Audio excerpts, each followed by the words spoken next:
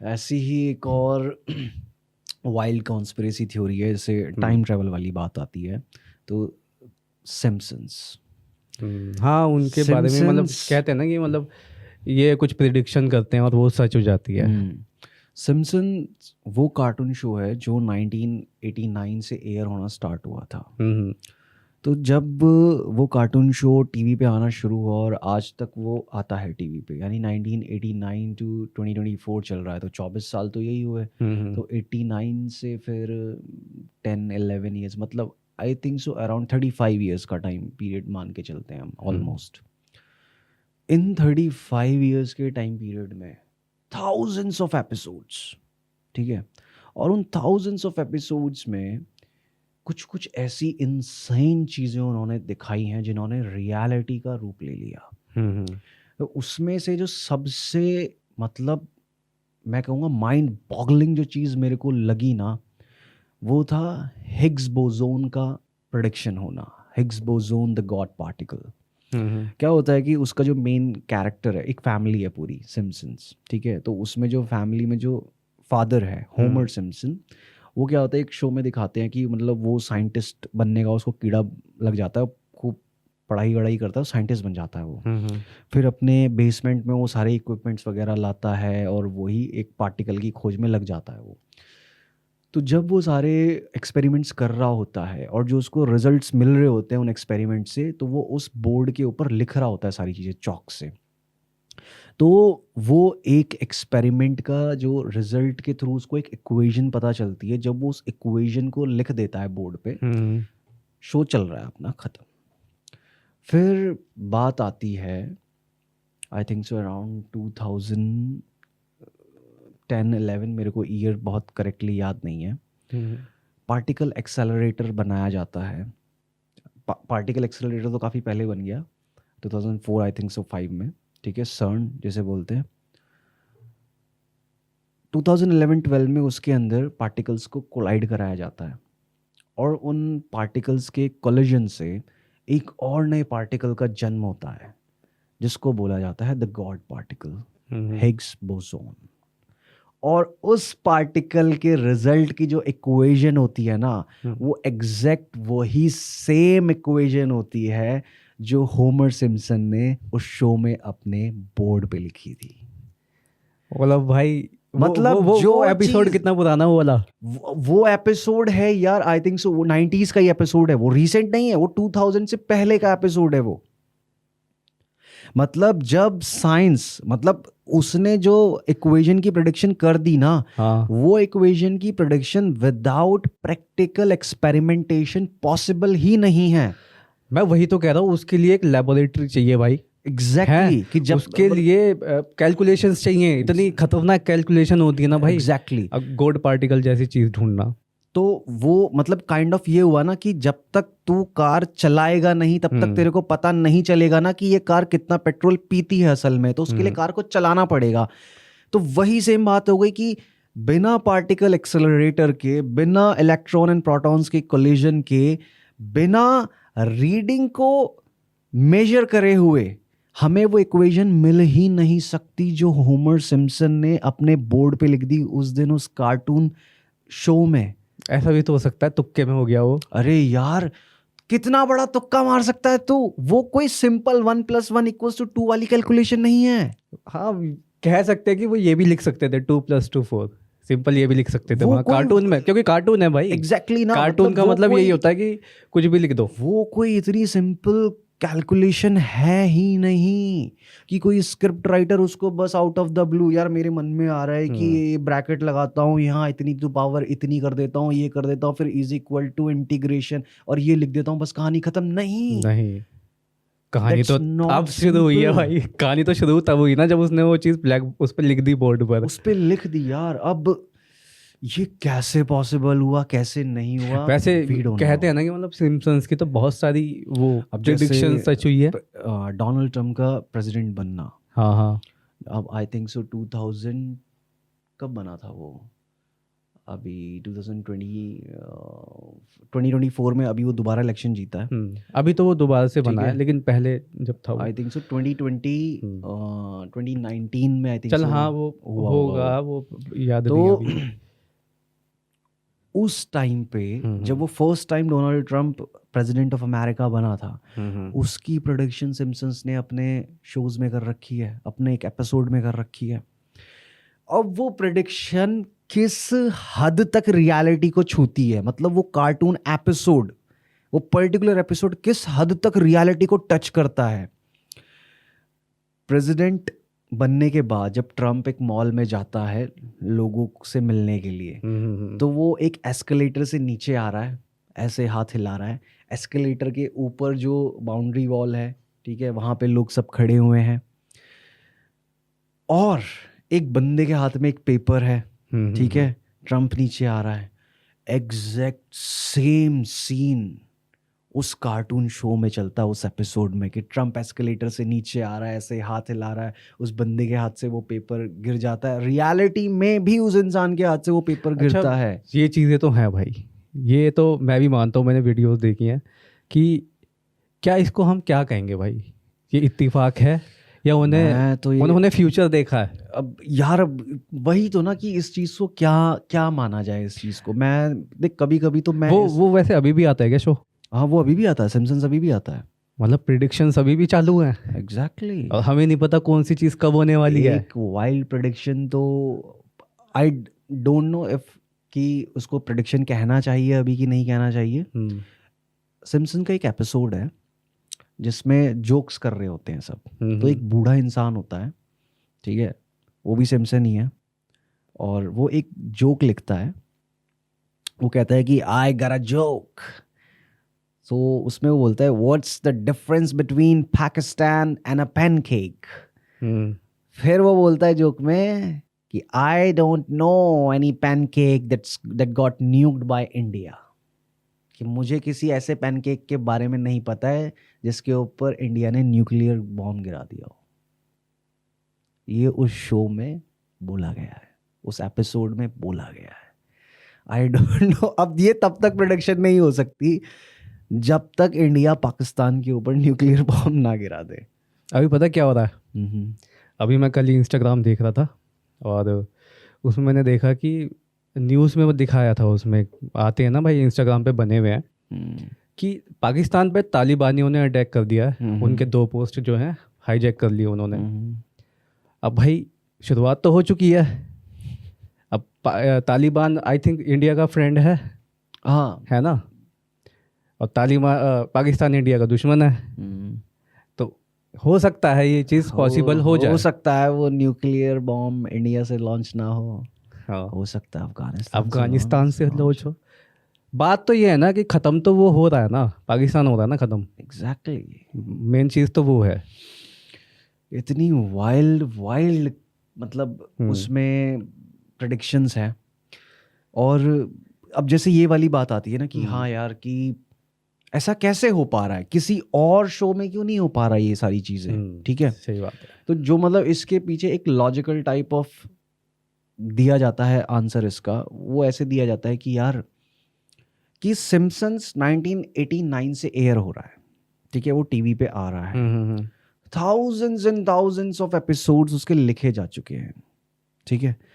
तो उन्होंने ये दिया उसके पीछे का आंसर कि यार, राइटर्स की इमेजिनेशन से इतना कुछ निकला है कि उसमें से एक आधी चीजें सच भी हो जा रही है, तो कोई फर्क नहीं पड़ता कि उन्होंने इतने, मतलब वो हो गया ना, पूल ऑफ प्रोबेबिलिटी है ये। मैं समझ गया। ये पूल ऑफ प्रोबेबिलिटी क्रिएट हो गया है। अब इसमें से कुछ भी जाके सच हो रहा है। जैसे अभी एप्पल के ऑगमेंटेड रियलिटी ग्लासेस आए, एप्पल विजन प्रो, वो उसमें पहले दिखा वो रखे हैं। सिम्पसन्स में पहले से दिखा रखे हैं। तो वो कह रहे हैं कि भाई इतना पूल ऑफ प्रोबेबिलिटी बन चुका है इतने सारे एपिसोड्स का, कि अब इसमें से कुछ भी चीज आगे जाके इन फ्यूचर सच हो सकती है। तो इसको ऐसे ना लिया जाए कि इसमें प्रिडिक्शन हो रहा है, बस ये है कि इसमें इमेजिनेशन के थ्रू ये चीजें बता दी गई हैं, बस वो आगे जाके रियलिटी का रूप ले रही हैं।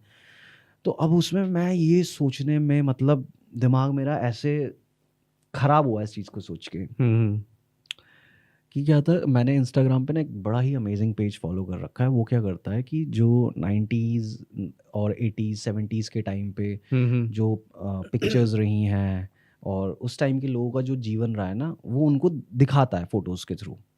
कंपैरिजन दिखाता है फोटोज़ में कि हाँ 1980s में ये जगह ऐसी थी, 2024 में ऐसी दिख रही है। ठीक उसने है। अभी कुछ दिन पहले ना एक पोस्ट डाला था, उसमें दिखाया था कि 1990s में लोगों ने फ्यूचर कैसा इमेजिन किया था। कुछ कुछ तो वो भी होता ना कि एआई वाली डाल देते हैं वो लोग। वो रियल इमेजेस थी, हम्म, ठीक है, कि 1990s में लोगों ने कैसा फ्यूचर इमेजिन किया गया था, जो ड्राइंग्स के थ्रू सबने बनाया था और वो किसी मैगजीन में पब्लिश हुआ था। तो उसमें दिखाते हैं कि लोग देख रहे हैं कि भाई मैग्नेटिक लेविटेशन से चलने वाली ट्रेन्स हैं, फ्लाइंग कार्स हैं, ठीक है, और भाई स्पेस ट्रैवल ऐसे हो रहा है कि जैसे हम कार से ट्रैवल कर रहे हैं, ठीक है, अच्छा, इस तरीके से चीज़ें हो रही हैं। और लोग अपनी कार में बैठ के, टीवी सेट लगा हुआ है तो कार में बैठ के टीवी देख रहे हैं, इस तरीके से। मतलब ज़्यादा ही, मतलब टेक्नोलॉजी ज़्यादा ही हाई फाई दिखा दी बहुत उसमें। बहुत बहुत ज़्यादा हाई फाई इमेजिन करा उन्होंने।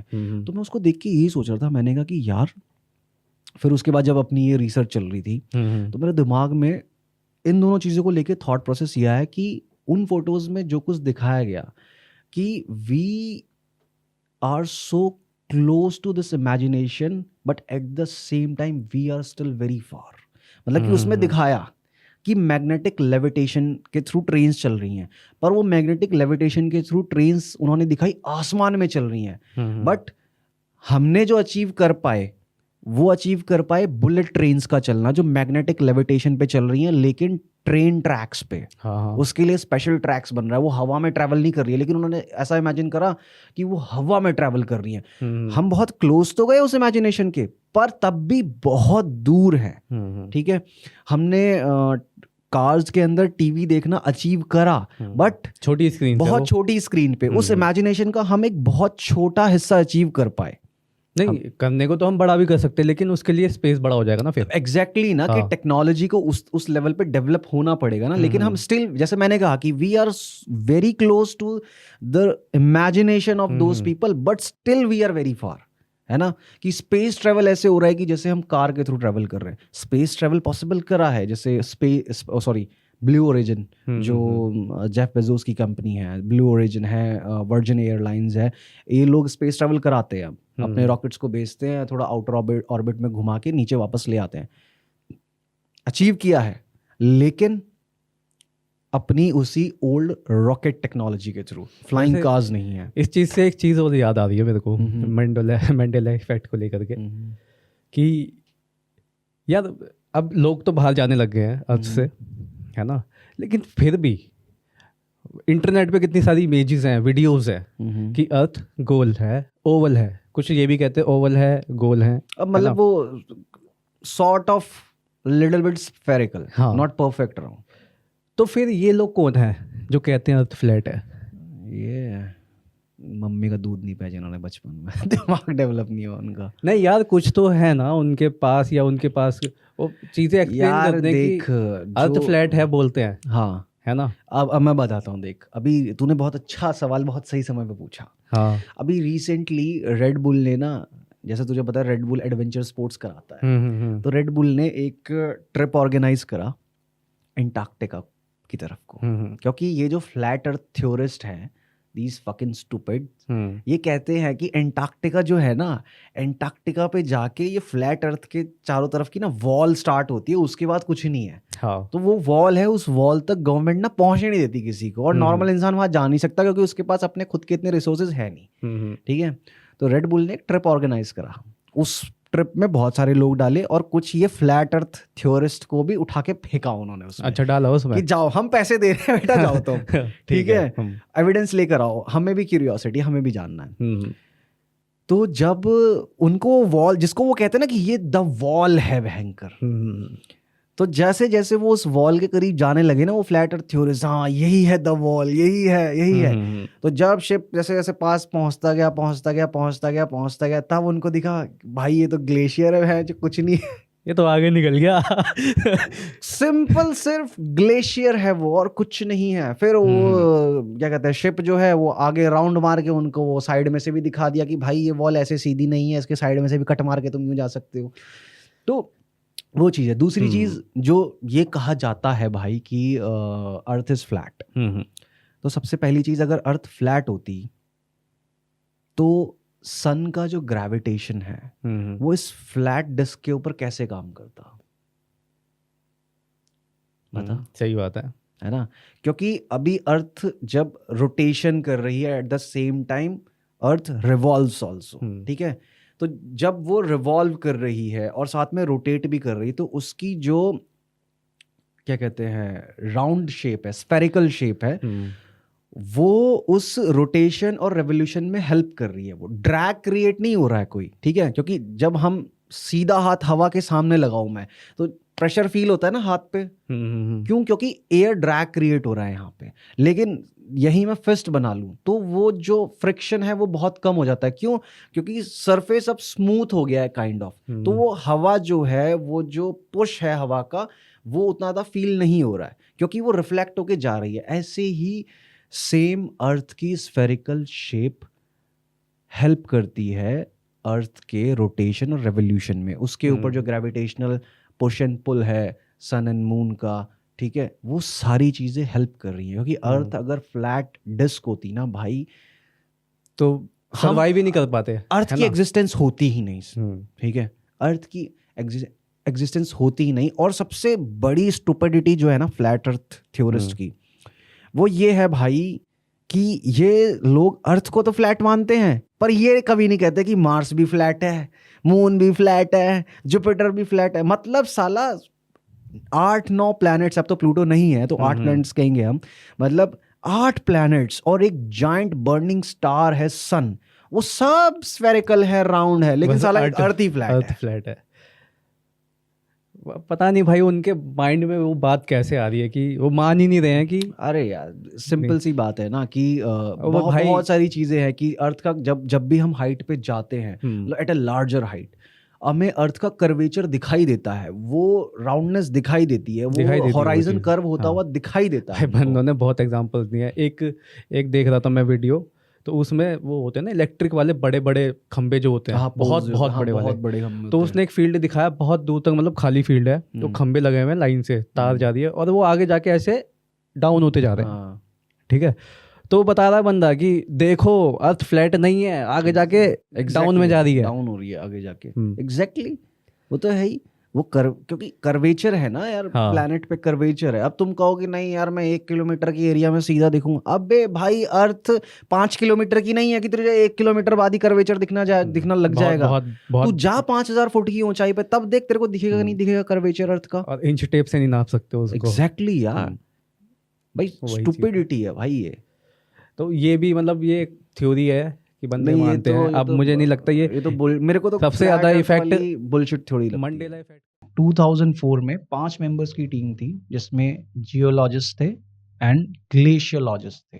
जियोलॉजिस्ट जो mountains and rocks and caves की स्टडी करते हैं, और ग्लेशियोलॉजिस्ट जो ग्लेशियर्स की स्टडी करते हैं।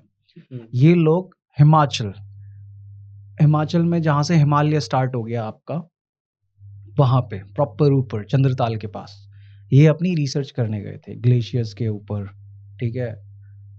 अब जब ये वहाँ पे कैंप करके बैठे हुए थे और जितनी भी इनको रिसर्च करनी थी वो करी इन्होंने। जब सुबह इनको आना था, I think so around 7 o'clock, इन्होंने अपना टेंट छोड़ना स्टार्ट करा, पैकिंग स्टार्ट करी। तो इनके साथ जो कूली गए हुए थे वहाँ पे, ठीक है, उन्होंने चिल्लाना शुरू करा। उसने पहले तो देखी माउंटेन के ऊपर एक ऑब्जेक्ट टाइप, इमेज टाइप देखा कि कुछ है, फिर उसने चिल्लाना शुरू करा कि साहब हिममानव आ रहा है।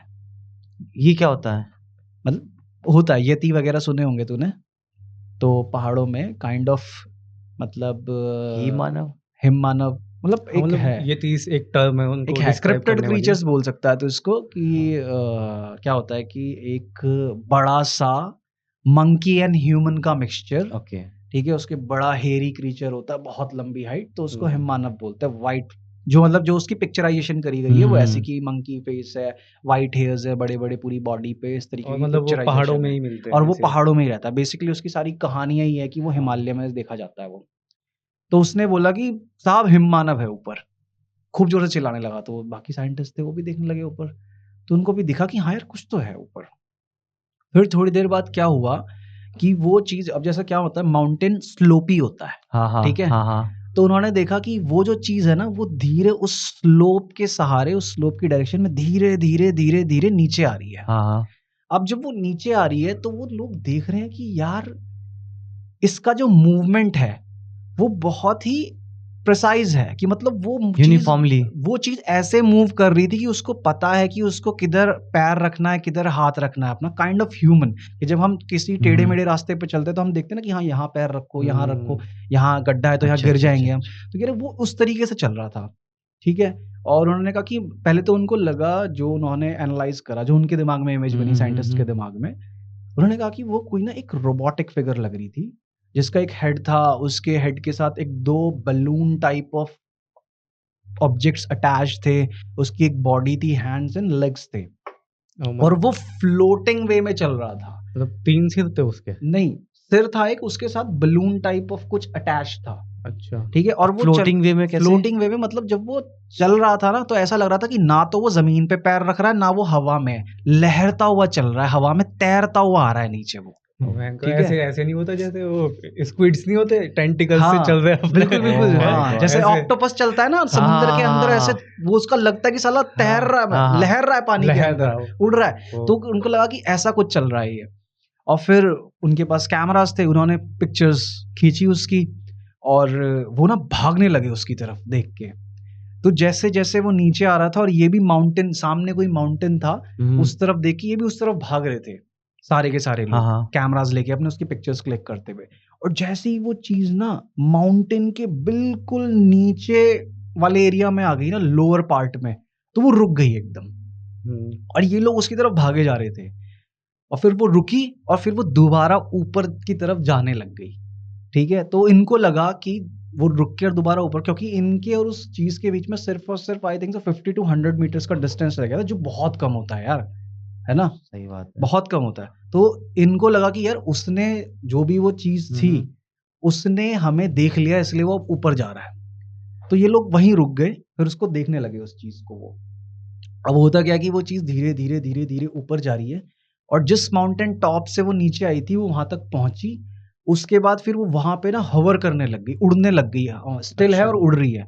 और फिर वो धीरे धीरे धीरे धीरे ऊपर ऊपर आई, जहां पे उनका कैंप लगा हुआ था ना, वो उसके ऊपर आके हवर करने लग गई कम से कम 5 मिनट तक। फिर वो धीरे धीरे धीरे धीरे आसमान में ऊपर गई, और एकदम से झटके से एक व्हाइट स्पॉट स्टार में गायब।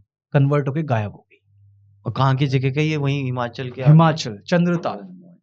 चंद्रताल के तो बहुत किस्से हैं भाई। बहुत किस्से हैं वहां पे चंद्रताल चंद्रताल के तो। में, बोला जाता है क्योंकि एकदम आइसोलेटेड एरिया है, बहुत आइसोलेटेड एरिया है। मतलब कि वहां पे पहुंचने के लिए 8 से 12 घंटे का ट्रैक लगता है, और नीचे जो भी कोई आसपास सिविलाइजेशन है वो 8 से 12 घंटे नीचे ही है, वही आसपास ट्रैक कुछ से भी नहीं है, कोई कुछ हाँ, नहीं है, वो तो बहुत isolated है। आइसोलेटेड एरिया है। जो वो नहीं होते बाइक राइडर्स, उनको बहुत दिखते हैं हाँ, भाई वहाँ पर। बेसिकली कैंपिंग बहुत करने सारी ऐसी जाते हैं। जगह है जहाँ पे हाँ। मतलब अभी भी ह्यूमंस ने एक्सप्लोर नहीं किया है। बहुत ज्यादा यार, बहुत ज्यादा। हिमालयास तो पूरा अनएक्सप्लोर्ड है। हिमालयास की तो इतनी मिस्ट्रीज है कि क्या कहा जाए। तो वो चीज हुई। अब वो चीज मतलब ये इंडिया टुडे में ये पूरा आर्टिकल छपा हुआ है, ठीक है। इसरो के साइंटिस्ट, ऐसे भी नहीं कोई नॉर्मल लोग देखने गए हैं, इसरो के साइंटिस्ट scientist का है। खुद का एनकाउंटर है ये।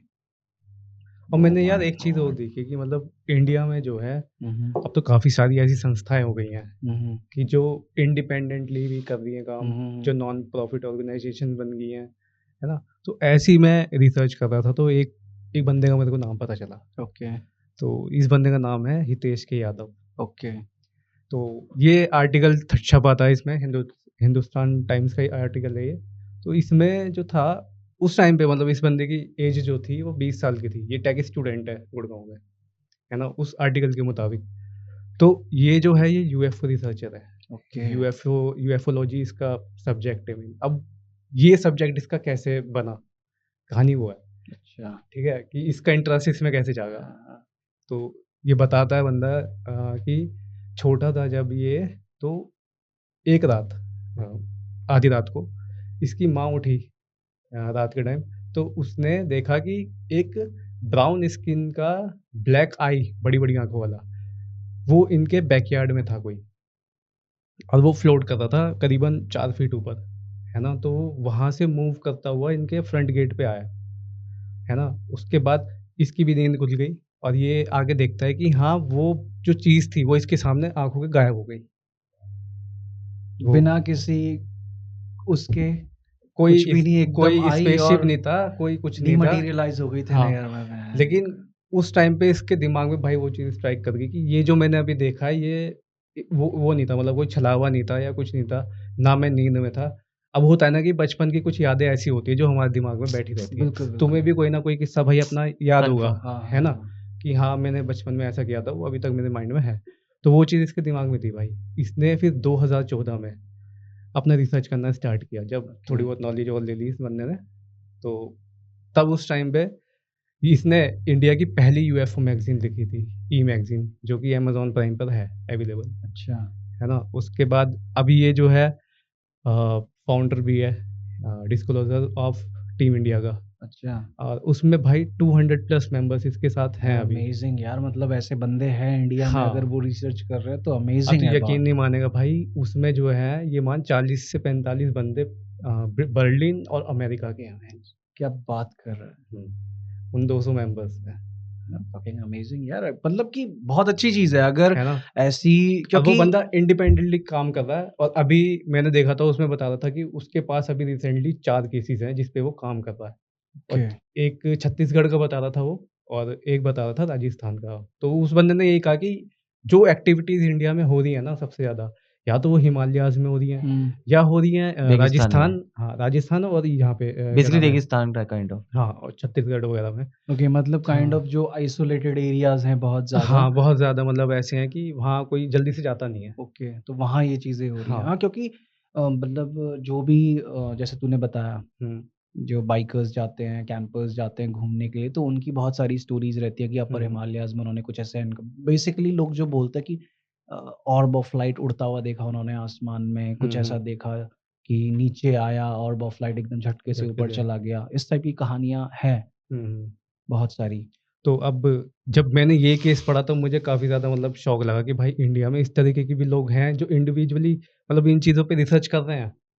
और इस बंदे का एक इंस्टाग्राम पे भी वीडियो था, मैंने देखा कि भाई ये बंदा तो खैर बता रहा है अपने बारे में, लेकिन वहाँ पे लोग इसको क्रिटिसाइज़ भी कर रहे हैं हाँ, वहाँ पर, यार देखो पब्लिक है तो ना? हर जगह है। है, तुम्हें पॉजिटिव मिलेगा, नेगेटिव मिलेगा, हाँ, है, ये हर जगह है। हर किसी का अपना ओपिनियन है हर चीज़ को लेके। हाँ। बिल्कुल। अब एक बंदा भाई इस चीज़ के ऊपर काम कर रहा है, उसका इंटरेस्ट है, उसके साथ ये चीज़ हुई है ना? हाँ भाई, इट्स इम्पोर्टेंट भाई, मैं तो यही कहूँगा कि इट्स वेरी इंपॉर्टेंट, और कि हम ये नहीं कह रहे कि यार विश्वास ही कर लो कि एलियंस हैं, हुँ, बट क्या इस पॉसिबिलिटी के ऊपर बात नहीं होनी चाहिए, डिस्कशन नहीं होना चाहिए कि क्या पता हम किसी एक ऐसी चीज पे पहुंच जाएं कि जहां हमको कुछ गेन करने के लिए मिले, हुँ, है ना? सही बात है। और फिर जब मैं रिसर्च कर ही रहा था इसके ऊपर, फिर मेरे को एक चीज़ और पता लगी भाई, ओके।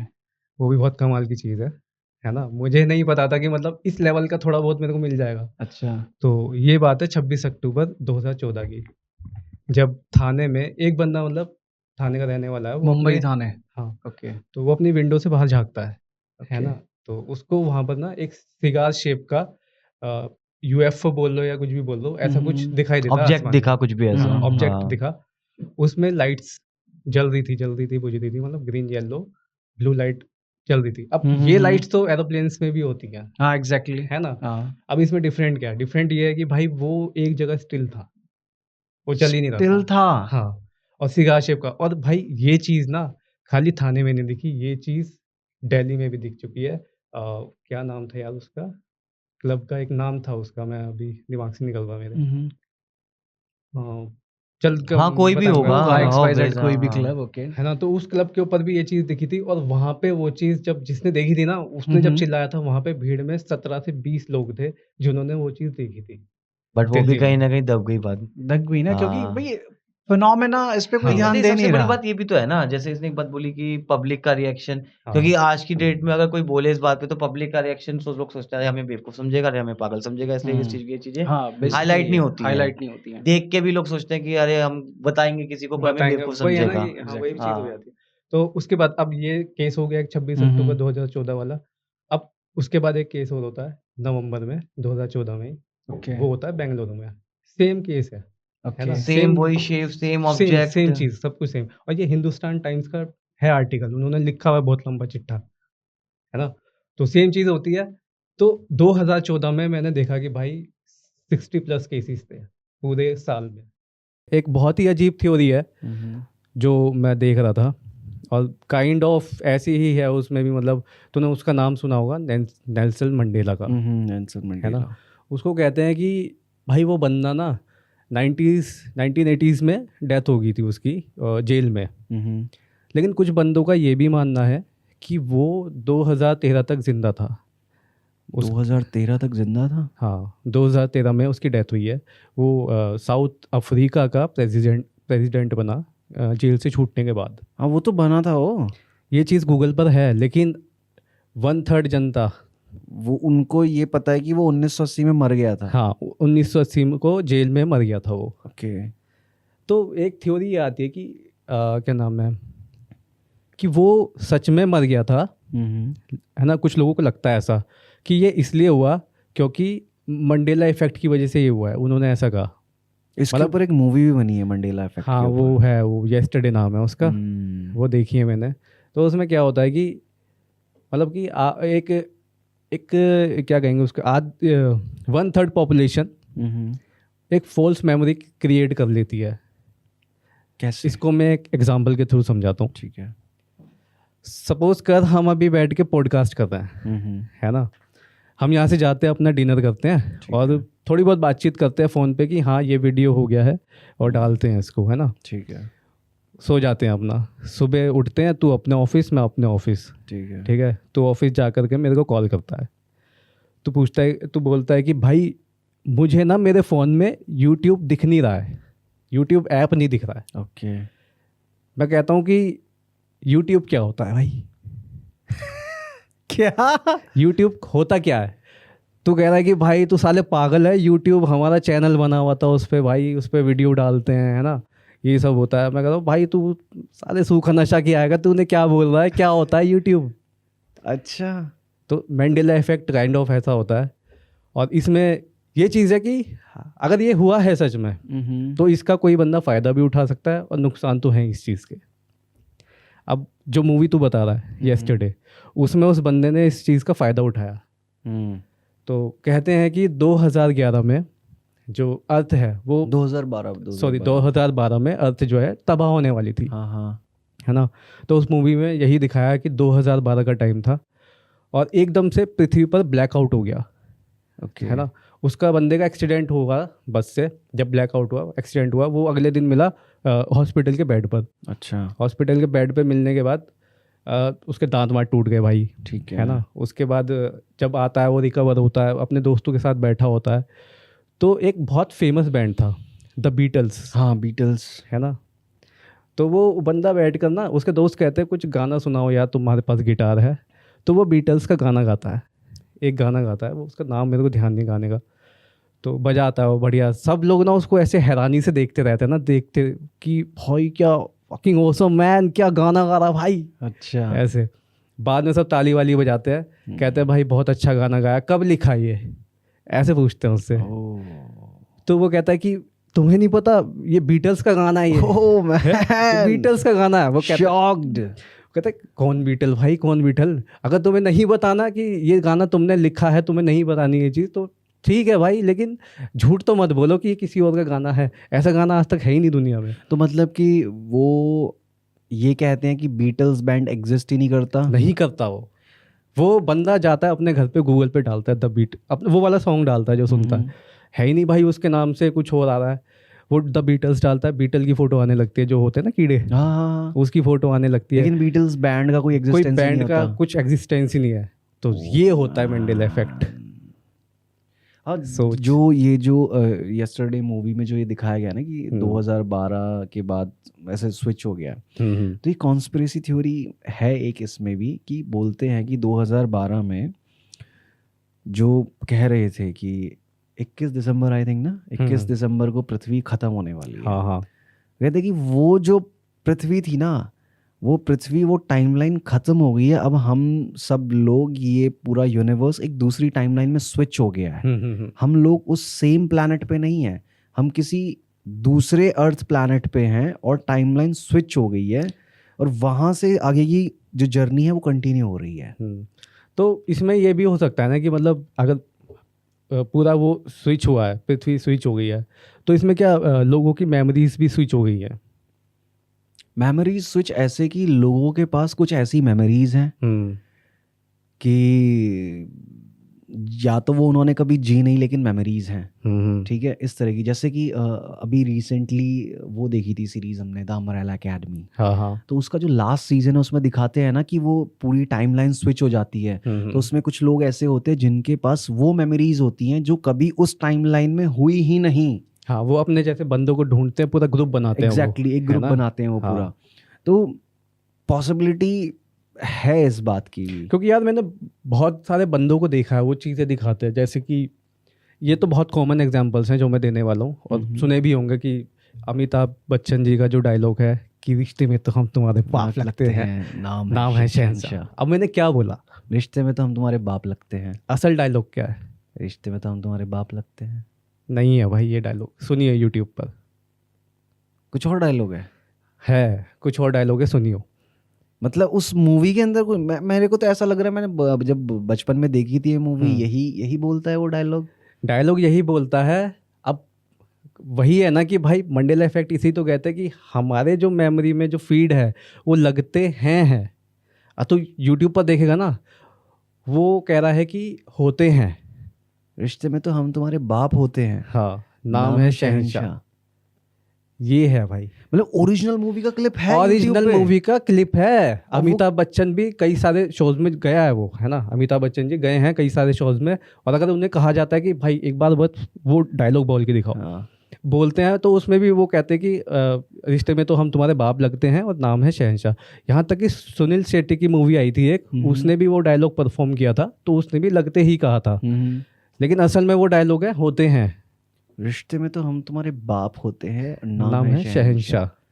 तो ये मैंने चीज देखी ना, मैंने ओरिजिनल मूवी क्लिप पड़ी हुई है यूट्यूब हाँ, पड़ी हुई है भाई, मूवी देख ले तू, मूवी में है ये चीज। मैं देखूंगा इस क्लिप को। मैंने कहा यार, जब वो फैसिनेटिंग अगर ऐसा है तो, जो वो एक्टर है वो खुद ही लगते हैं कह रहा है, तो हिस्ट्री कैसे चेंज हो गई?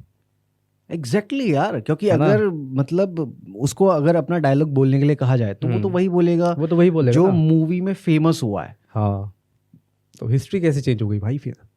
तो कोई मतलब इसके पीछे भी लोगों ने काफ़ी सारी चीज़ें बताई हैं। जैसे उनमें से एक चीज़ ये है जो बहुत ही बेतुकी है कि कोई बंदा फ्यूचर से पास्ट में जाके चीज़ों को चेंज कर रहा है।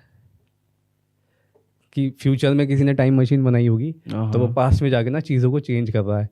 लेकिन मोटो क्या उसके चेंज करने का? ये तो पता नहीं भाई, ये थ्योरी है, बस एक थ्योरी है। ये तो मेरे को बकवास लग रही है। कोई बंदा है फ्यूचर से आया, पास में चेंज कर रहा, मतलब डायलॉग चेंज करके क्या मिलेगा? डायलॉग चेंज करके क्या मिलेगा? लेकिन भाई तुझे पता है ना, मूवीज देखी है, पैराडॉक्स तूने देखे हैं कि देखी है। पास्ट में जाके, पास्ट तो जाना खैर पॉसिबल ही नहीं है, लेकिन अगर कोई चला भी जाए, किसी ने एक अब कुछ चीज़ यहाँ पे रखी हुई है, एक माइक है यहाँ पे, उसने आके हल्का सा माइक भी इधर कर दिया ना, तो जो आने वाला जो फ्यूचर है, रियलिटी चेंज हो जाएगी पूरी, इस खाली किसी भी ऑब्जेक्ट को हिलाने से पूरी टाइमलाइन में बन जाती है। हाँ, हमने देखी है भाई द अम्ब्रेला एकेडमी, उसमें से उन्होंने तो बहुत बड़े बड़े डिजास्टर्स किए थे। अरे यार, वो क्या कहते हैं, एक सीरीज थी, कौन सी, डार्क, इनसेन, मतलब टाइम ट्रैवल करके क्या क्या बकचोदियाँ हो सकती है ना भाई, वो उस मूवी में दिखाया गया है।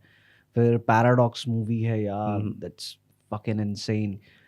तो मैं यही सोच रहा हूँ कि अब जैसे मैंने बताया तेरे को कि एग्जांपल दिया ना यूट्यूब वाला, अब सोच अगर ऐसा ही कुछ हुआ है, अगर होता है, तो उसका हम फ़ायदा कैसे उठा सकते हैं? फ़ायदा? कि हमें तो पता ही है भाई, यूट्यूब अगर प्लेटफॉर्म है तो वो कितना जानदार चीज़ है। अगर वो अवेलेबल भी नहीं है, मंडेला इफेक्ट की वजह से वो गायब हो गया, हमें पता है वो चीज़ बहुत कारगर है। हमारे पास आइडिया है, हम जनरेट कर सकते हैं उसको। हाँ, हम यूट्यूब बना सकते हैं। अब हम भी ना बनाए, हम कुछ ऐसे लोगों को ढूंढे जो इस कैपेबल हों कि यूट्यूब को ऐसे प्रोग्राम कर सके, लेकिन प्लानिंग हमारी होगी। एग्जैक्टली, बताएंगे हम, कंट्रोल हमारे हाथ में होगा। यार ऐसी और कौन सी चीज़ है कि यार तुमने तो बड़ी इंसेन चीज़ बताई यार, है शायद शहंशाह वाला डायलॉग। ये है। और बहुत सारे एग्जांपल्स है यार, जैसे वो देखा था मैंने एक कोका कोला का, कि कोका कोला का लोगो कैसा है, वो दिखाते हैं, तूने भी देखा होगा कि कोका और बीच कोला। में डैश है, डैश बीच कहाँ में है? डैश है बीच में, ओके। है ना, और कोला लिखा हुआ है। हाँ। लेकिन वो कंपनी वाले कहते हैं कि ये हमारा लोगो है ही नहीं, हमारा लोगो तो खाली कोका और ऊपर से छोटा सा डॉट है और फिर कोला। लेकिन मैंने तो जो देखा है लोगो, वो तो पूरा लिखा हुआ है, कोई डैश नहीं है, कुछ नहीं है बीच में। अब तुझे भी अलग याद है अरे तू भी मंडेला इफेक्ट का शिकार है भाई, बहुत सारी ऐसी चीज़ें हैं भाई।